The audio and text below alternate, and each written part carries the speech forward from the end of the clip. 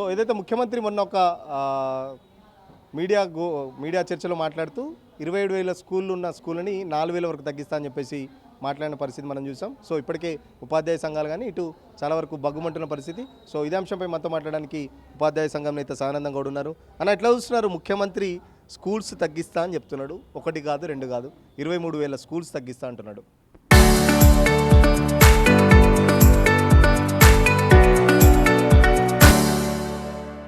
గౌరవ ముఖ్యమంత్రి గారికి మరొకసారి విజ్ఞప్తి చేస్తున్నాం. మీరు మాట్లాడే సందర్భంలో ఒకసారి విద్యాశాఖ ముఖ్యమంత్రి గారు, విద్యాశాఖ మంత్రి గారు ఈరోజు పాఠశాలలు ఎన్ని ఉన్నవి, వాటికి ఎంత ఖర్చు పెడుతున్నామని ఒకసారి లెక్కేసుకోండి. మరి అలాంటి కోణంలో ఒకేసారిగా మీరు 27,000 పాఠశాలని 4,000 పాఠశాలలు ఉంచుదామని ఏ అధికారి మీకు సలహా ఇచ్చారో ఒకసారి ముందు చెప్పాలని కోరుతున్నాం. ఉపాధ్యాయ సంఘాలతో మీరు ఒకసారి చర్చించండి. ఉపాధ్యాయ సంఘాలతో చర్చించండి, విద్యార్థి సంఘాలతో చర్చించండి, విద్యార్థుల తల్లిదండ్రులతో చర్చించండి. ఆ పాఠశాల ఉండాలా లేదా? మీ గ్రామీణ ప్రాంతంలో మీకు సర్పంచ్ ఉన్నారు, ఎంపీటీసీ ఉన్నారు, జెడ్పీటీసీ ఉన్నారు, ఒకసారి మీరు మాట్లాడండి వాళ్ళతో. మా ఊర్లో మా పాఠశాల ఉంచమంటారా, తీసేయమంటారా? మేమేమో 5 తరగతికి 2, 3, 5 ఇలాంటి పాఠశాల కొనసాగించమని మేము కోరం. మీరు రేషనైజేషన్ చేద్దామన్న దానికి మేము ఒప్పుకున్నాం. ఎలా రేషనైజేషన్ చేయాలి, ఎలా పాఠశాలలు ఉంచాలి, దాంట్లో మా దగ్గర సలహా సూచనలు ఉన్నాయి. ఈరోజు ప్రతి గ్రామ పంచాయతీలో ఇష్టమున్నా లేకున్నా ఒక పాఠశాల కావాల్సిందే. దానికి ఈరోజు ప్రభుత్వం కూడా 3,000 పైసలకు ప్రీ ప్రైమరీ పాఠశాల ఇచ్చున్నారు. అన్ని గ్రామ పంచాయతీకి ఒక ప్రీ ప్రైమరీ పాఠశాల ఉండవలసిందే. దాంతోపాటు 1 to 5th అక్కడే ఉన్నట్లయితే తప్పకుండా మీరు కోరుకున్న సంఖ్య ఒక్క ఉపాధ్యాయుని కూడా మీరు అదనంగా నియామకం చేయవలసిన అవసరం లేదు. ఉన్న టీచర్లని సర్దుబాటు చేసుకునే అవకాశం ఉంది. అదేవిధంగా ఈరోజు హై స్కూళ్ళ పరిస్థితి గమనిస్తున్నాం. అవునన్నా కాదన్నా 4,705 ఉన్నత పాఠశాలలో అబో 100 ఉన్న విద్యార్థుల పాఠశాలలు 2,000 పాఠశాలలు మాత్రమే. మాకు కూడా 150 ఉన్న సంఖ్య ఉండాలని కోరుకుంటున్నాం. మేము కూడా స్కూళ్ళలో ఒక 150 ఉంటే టీచర్ కూడా తన యొక్క బోధన నైపుణ్యాన్ని బాగా అక్కడ ఎక్స్పోజ్ చేసే అవకాశం ఉంటుంది. విద్యార్థుల సంఖ్యలో పోటీతత్వం కూడా ఏర్పడుతుంది. ఒక 6వ తరగతిలో 2 పిల్లలు ఉంటే ఏం టీచింగ్ చేస్తాం? మాకు కూడా దానికి మేము వేతనం పొందుతూ ఈ ప్రభుత్వము ఈ పాఠశాల ఉండాలని కోరుకునే వ్యక్తుల్లో మేము మొదటగా ఉంటాం. కాబట్టి వాటిని ఏ మేరకైతే 5 కిలోమీటర్లకు ఒక హై స్కూల్ ఉండాలని డిమాండ్ యాక్ట్ స్పష్టంగా ఉంది.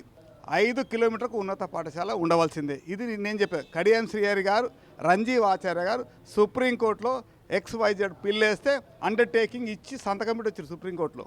ఇవాళ ఈ ప్రభుత్వం మనం అనుకుంటే ఈ పాఠశాల మూసివేయలేము, గుర్తుపెట్టుకోవాల్సిందిగా ముఖ్యమంత్రి గారు కోరుతున్నా. కాబట్టి తప్పకుండా రేషనైజేషన్ చేసుకుందాం, సర్దుబాటు చేసుకుందాం. ఆ కోణంలో అవసరం మేరకు పాఠశాలల సంఖ్య యావరేజ్గా 150 మంది. ప్రభుత్వం చెప్తుంది ఏంటంటే పాఠశాలలోకి ఒక్కొక్క తరగతిలో 2-3 ఉన్న విద్యార్థులకు సంబంధించి ఆ పాఠశాల రన్ చేయడం ఎందుకు, వేస్ట్ కదా అని చెప్పేసి చెప్తున్న పరిస్థితి. మేము కూడా 2, 3, 5 ఉన్న పాఠశాల నడపాలని కోరడం లేదు. అవసరం మేరకు ఆ పరిధిలో కిలోమీటర్ పరిధిలో 2 కిలోమీటర్ 3 కిలోమీటర్ల పరిధిలో ఇంకా పాఠశాల ఉంటే వీళ్ళు ఒక దగ్గర సర్దుబాటు చేసుకుందాం. టీచర్ల నియామకం 2 పాఠశాలల్లో హై స్కూల్ అయితే 14 మంది టీచర్స్ ఉంటారు. 14 మంది టీచర్లతోని ఆ 2 పాఠశాలను కలిపి ఎలా ఉండో చూద్దాం. ఈరోజు మీరు మార్నింగ్ క్లాసులు తీసుకుంటామా, ఈవినింగ్ క్లాసులు తీసుకుంటామా, బ్రేక్ఫాస్ట్ పెడుతూ ప్రభుత్వం చాలా మంచి ఆలోచన, దాన్ని అభినందించడం. బ్రేక్ఫాస్ట్ అదేవిధంగా మధ్యాహ్న భోజనం పరిశీలకం పెడతాం, ఈవినింగ్ స్టడీ అవర్స్ పెడతాం. మేము దయచేసి మా టీచర్ని ఇక్కడ 2 స్కూల్లో ఒక దగ్గర కలిపామనుకోండి, ఆ టీచర్ని ఇంకొక దగ్గరికి డిస్టర్బ్ చేయొద్దు, అక్కడే ఉంచాలా. ఎందుకంటే టీచర్లు రెడీగా ఉన్నారు. మరి నిజంగా మీరు ఇప్పుడు చెప్తున్నట్టు పొద్దు నుంచి సాయంత్రం వరకు చెప్తామని ఏదైతే గవర్నమెంట్ స్కూల్లో చెప్తున్నారు, నిజంగా ఉందా గ్రౌండ్ లెవెల్ అటువంటి సిచ్యువేషన్ ఉందా? మరి ఈరోజు మీరు 2009 తర్వాత టీచర్లను గమనిస్తే, అంతకన్నా ముందు టీచర్ని గమనిస్తే చాలా వ్యత్యాసం వచ్చింది. ఈరోజు ఉపాధ్యాయులు క్వాలిఫైడ్ టీచర్లు ఎక్కువ మంది వచ్చారు. ఏదో వేతనము ఊరికే తీసుకొని జల్సాలు చేయడానికి లేము. మేము ఎక్కడ చదువుకొని వచ్చినాం? మేము ప్రభుత్వ పాఠశాల చదువుకొచ్చినాం. ఆ ఊర్లోనే ఉన్నాం. మేము అక్కడ విదేశాలు చదువుకొని ఇక్కడ చదువు చెప్పట్లే, ఇక్కడే చదువుకున్నాం.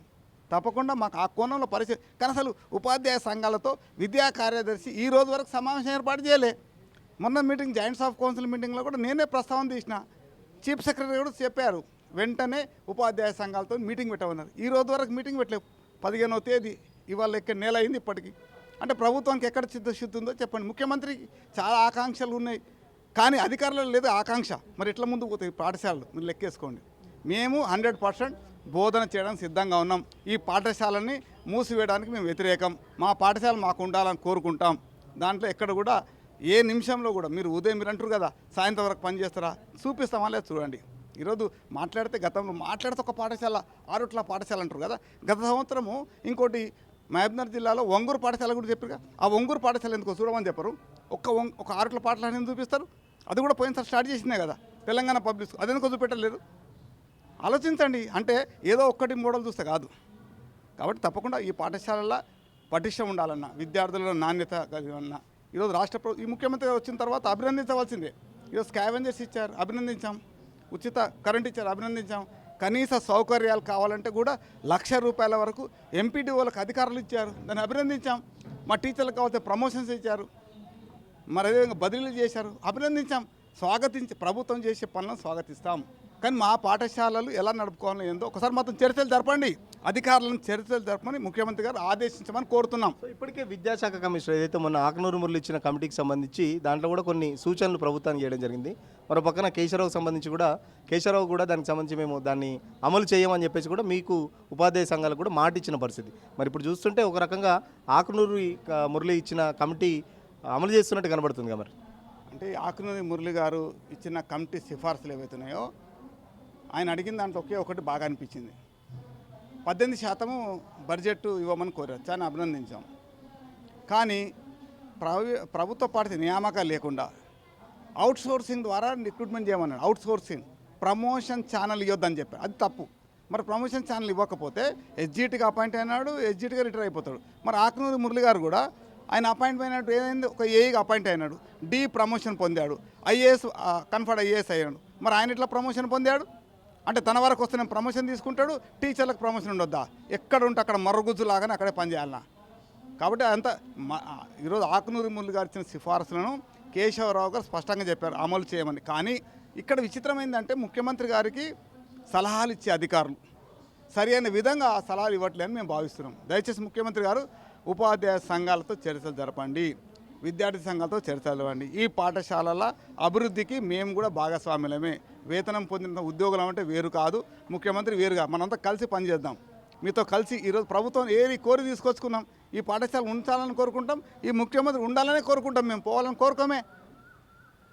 సో ఎట్లా ఉండబోతుంది భవిష్యత్ కార్యాచరణ? ఒకవేళ ముఖ్యమంత్రి అన్నట్టు నిజంగానే స్కూల్స్ తగ్గిస్తే ఎట్లా ఉండబోతుంది? ఉపాధ్యాయ సంఘాలుగా మీరు ఏం చేయబోతున్నారు?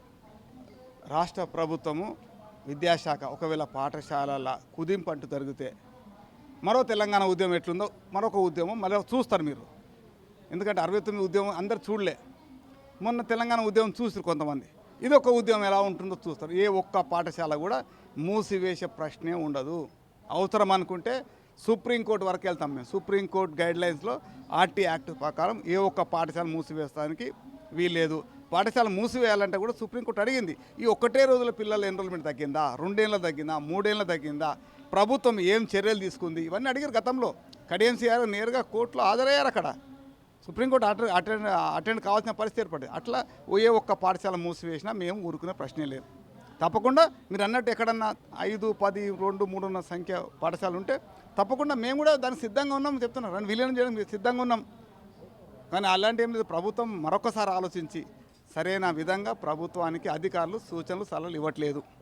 దయచేసి ఇప్పటికైనా ముఖ్యమంత్రి గారు ఉపాధ్యాయ ఉద్యోగ సంఘాలతో మాట్లాడి అవసరం మేరకు తప్పకుండా వాటి పాఠశాలల్లో మేము ఉంటాం. చూద్దాం. ఈరోజు ఒక సంవత్సరం వచ్చింది, పోయినసారి 10వ తరగతి ఫలితాలు బాగా వచ్చాయి. ఎందుకు వచ్చాయి? ప్రభుత్వం తీసుకున్న చర్యలు వట్లు వచ్చాయి. మరి ఈరోజు ఇంకా తిరోగమనం వైపు పోతే ఎట్లా? కాబట్టి అది ప్రభుత్వం గొప్పగా ఇంటిగ్రేటెడ్ స్కూల్స్ తీసుకొస్తామని చెప్పేసి మళ్ళీ ఉన్న స్కూళ్ళను ముయించి వేసే కుట్ర జరుగుతుంది అంటున్నారు కదా. సో ఎట్లా చూస్తున్నారు దాన్ని? ఈ రోజు వరకు ఇంటిగ్రేటెడ్ పాఠశాలలు అంటే ఎవరికి అర్థం కాల. అది ప్రభుత్వ పాఠశాల తెలియదు మాకు, ప్రైవేట్ పాఠశాల తెలియదు, ఎవరికి తెలియదు మాకు. వాస్తవంగా ఈరోజు ప్రభుత్వము అసెంబ్లీలో స్పష్టత ఇచ్చింది, 200 కోట్ల రూపాయలు ఇస్తామని. అది ఆ పాఠశాల ఏదో రెసిడెన్షియల్ మోడ్లో నడిచే పాఠశాలలు మేము అనుకుంటాం. మా పాఠశాల కావాలి. రెసిడెన్షియల్ 6 రకాల రెసిడెన్షియల్ మోడ్స్ ఉన్నాయి. ఇలా బీసీ, ఎస్సీ, ఎస్టీ వాళ్ళందరినీ ఆయా ప్రాంతంలో ఒకే దగ్గర ఉంచి బోధించాలని చూస్తున్నారు. ఓకే, దానికే మాకు అభ్యంతరం లేదు. ఇంకా 200 కోట్లు అందులోకి వెళ్ళి 100 కోట్లు మాకు ఇచ్చినా బాగుండే. ఆ జిల్లాలో ఒక జిల్లాకు మాకు 100 కోట్లు ఇవ్వండి. మా పాఠశాలకు ఆకర్షణీయంగా రంగురంగులతో అందంగా తీర్చిదిద్దాం. విద్యార్థులను నైపుణ్యాలుగా ఆ మేరకు పొందుతాం, మంచి ఫలితాలు అందిస్తాం. ప్రైవేట్ స్కూళ్ళకి వెళ్ళకుండా ప్రభుత్వ స్కూళ్ళకు, అంటే ఏదైతే ప్రభుత్వం కొద్దిగా సహకరించి బడ్జెట్ ఇస్తే ఖచ్చితంగా ప్రైవేట్ స్కూల్లో పోకుండా చేస్తామని అంటున్నారు. వాస్తవ పరిస్థితి అదే, మీకు తెలియదు కాదు. ఈరోజు కొన్ని చూడండి, పాఠశాలలు గమనించండి. మీరు కొన్ని గ్రామాలలో వెళ్ళి చూడండి. ఆ గ్రామంలో ఉన్న సర్పంచ్ కానీ ప్రజలు కానీ సహకరించిన పాఠశాలలు చాలా బాగా నడుస్తున్నాయి. ఈరోజు మొన్న నాకు కొన్ని గ్రామాల నుంచి ఫోన్ చేస్తున్నారు, సార్ మేము దాదాపుగా 50 లక్షల రూపాయలు విరాళాలు సేకరించుకొని మా పాఠశాల అభివృద్ధి చేశాం సార్, ప్రభుత్వం మూసేస్తుంటే ఎట్లా అని. అది సరైన విధానం కాదు. మేము పనిచేయడానికి సిద్ధంగా ఉన్నాం. ప్రభుత్వము మాకు ఆర్థికంగా మాకు సహకరించవలసిన అవసరం లే. పాఠశాలకు కావాల్సిన కనీస సౌకర్యాలని కొంత ఆకర్షణీయంగా తరగతి రూపొందించడానికి ఈరోజు గత ప్రభుత్వం కూడా అవునన్న కదా అమ్మ బడి కింద కొంత చేశారు. దాన్ని కంటిన్యూ చేస్తే ఇది కొనసాగిస్తే ముందుకు వెళ్తాం, అందులో ఇబ్బంది ఏం లేదు. రైట్. ఖచ్చితంగా ఏదైతే రేవంత్ రెడ్డి తీసుకున్న నిర్ణయం వెనక్కి తీసుకోవాలి, లేకుంటే పెద్ద ఎత్తున తెలంగాణ ఉద్యమంలో దీనికి సంబంధించి, ఎందుకంటే ఆ గవర్నమెంట్ స్కూల్లో చదువుకున్న వాళ్ళంతా బడుగు బలహీన వర్గాల పిల్లలు ఉంటారు కాబట్టి, సో విద్యను వాళ్ళకు దూరం చేసే విధంగా ప్రభుత్వం ఎలాంటి చర్యలు తీసుకున్న పెద్ద ఎత్తున ఉపాధ్యాయ సంఘాలుగా పోరాటం చేస్తామని చెప్పేసి చెప్తున్న పరిస్థితి. సో విద్యా హక్కు చట్టం ఏదైతే 2009 చెప్తుందో ఖచ్చితంగా కిలోమీటర్కి ఒక స్కూలు, ప్రైమరీ స్కూలు, 5 కిలోమీటర్ల పరిధిలో ఒక హై స్కూల్ కూడా ఉండాలని చెప్పేసి రూల్స్ చెప్తున్నాయి. సో ఒకవేళ ప్రభుత్వం మొండిగా వివరిస్తే సుప్రీంకోర్టు వరకైనా వెళ్తామని చెప్పేసి ఉపాధ్యాయ సంఘ నేతలు చెప్తున్న పరిస్థితి. బడి జర్నలిస్ట్ సతీష్తో సురేష్, RTV కోసం, హైదరాబాద్.